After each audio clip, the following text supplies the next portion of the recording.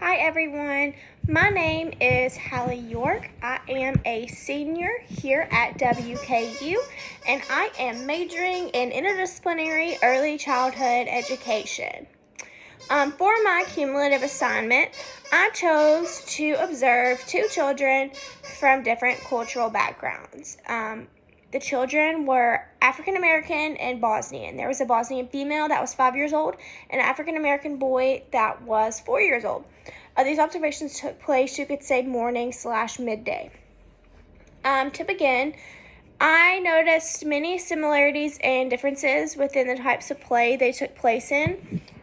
For example, some similarities would be that they both really enjoyed pretend play, or some would say dramatic play, since in their classroom where they were at was labeled the Dramatic Play Center. The female child was using a baby doll to rock it, to act like she was feeding it, but was not being very verbal, not really communicating with anyone. Whereas the male student was dressed up as Captain America. He was shouting, chanting, super cool, super fun. Both children also took part in construction play. The male student was creating towers and knocking them over in the block center. And the female student was seen using a puzzle to create a puzzle. These were really the only similarities that I noticed because these children were so different. I came to the conclusion after these observations that their cultural and racial backgrounds do have something to do with their interactions and their choices, just because there was such a difference. For example, during whole group that I got to observe, the male child was participating. It was Read Across America Week for Dr. Seuss, and they were doing like a interactive dancing video. He was seen interacting, dancing, singing along, whereas the female child was sitting in the back of the carpet, not participating, not communicating. Even in small group, I noticed that the male child was more sociable and the female child was very much more quiet and laid back and did not interact with others. There was one interaction I noticed within the female child, and it was only when she was in the library center and someone was reading a book and she asked, can I see? I did learn later on after my observations and asking a few questions with the teacher that she does have a language barrier, which could be a lot to do with her interactions, but that also has something to do with her culture. There were some differences within play. For example, the female child preferred the sensory center. She was using kinetic sand to just create random blobs of things, or in her mind, maybe it was like towers and things like that, which was super cool. And the male child was seen going in the science center, using magnifying glasses to look at like little pretend insects, things like that.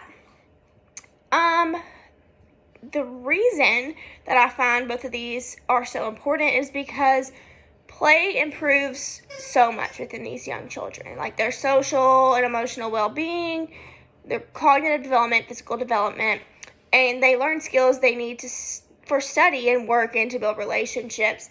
And although they both took part in play, I would definitely say that the female child was taking more parts in things such as like parallel play and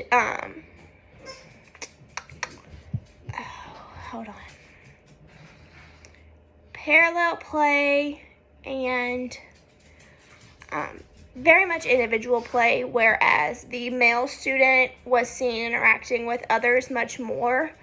And this makes a difference because all of that goes back into their developmental domains and the importance of play. It's important to discuss why it is important to notice cultural differences within a classroom, because as everyone knows, schools have become very diverse, and almost every classroom is so diversified. You have multiple different cultures in each classroom, and it's important to understand that this is a key aspect to the way you teach, what your classroom looks like, what you teach, and what kind of play each child takes place in.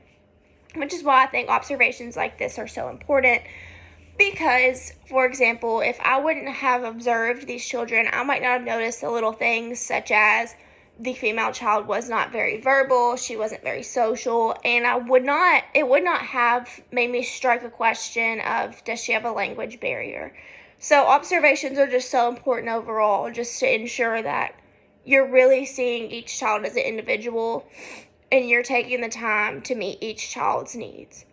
That's all I have. Thank you for watching, and I'm excited to see all of your presentations.